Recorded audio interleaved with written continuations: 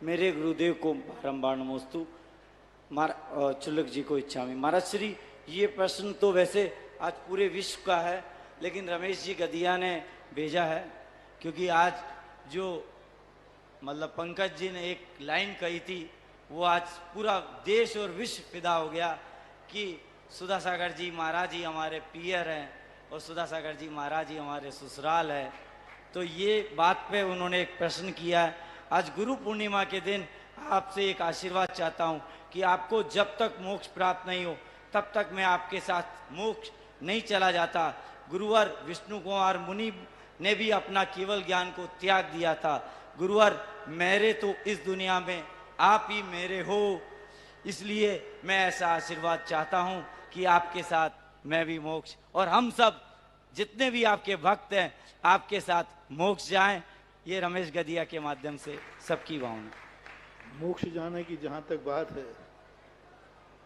तो मैं तो ये चाहता हूँ कि मेरे से पहले भी मोक्ष मिले तो मेरी अनुमोदना है।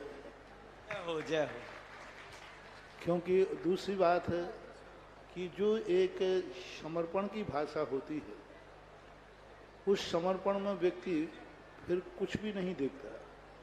वो यही सोचता है कि जो मुझे सहारा है, क्योंकि एक में भक्तांबर में भी देखा, पूजवर पूजपाल स्वामी ने भी यही भाव किया। भक्ति कब अतिशत होती है, अतिशय होता है, भक्ति में कब चमत्कार होता है। सबसे बड़ा भक्ति करने मात्र से नहीं होता।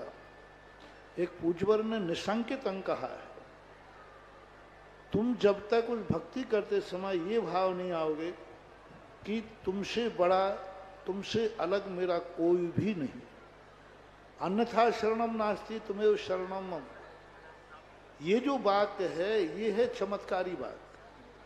तुमने भगवान का गुणानुवाद कितना किया, तुमने भगवान को कितना समर्पित किया, ये मतलब नहीं।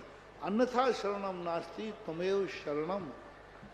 हम किसी अन्य की शरण को स्वीकार करते ही नहीं। तू ही एक शरण है, मेरे अन्य में कोई दूसरा है ही नहीं। आपने देखा जितने भगवानों की स्तुति समंत भद्र महाराज ने कही, जिस भगवान की स्तुति पे गए उसी को सर्वोच्च कह दिया। भक्ति करते समय उस समय ऐसा भाव आना चाहिए, इससे बड़ा दुनिया में कोई है ही नहीं, इससे महान कोई दुनिया में है ही नहीं। जिस समय आप उसका नाम लो, जैसे नमो सिद्धाणम कह रहे हैं, तो आना चाहिए कि इससे बड़ी शक्ति कोई होती ही नहीं।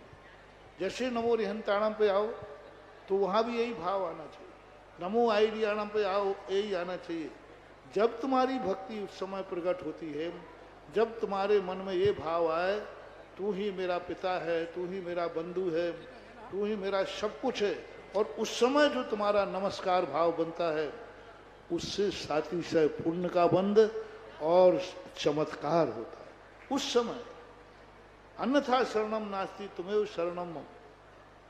ये शब्द यदि तुम्हारी आत्मा की पर्याय से निकल जाए, उसी क्षण आगे तुम क्या होगे, आगे क्या हो, उस क्षण जो यदि निकल गया, तो उस समय तुम्हें ऐसा पुण्यबंध होता है जो निधत्त निकाचित होता है, वो फल दे करके ही जाता है।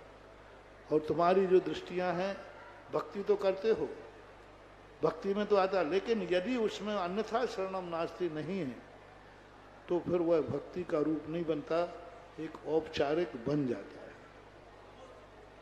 अगला प्रश्न आशा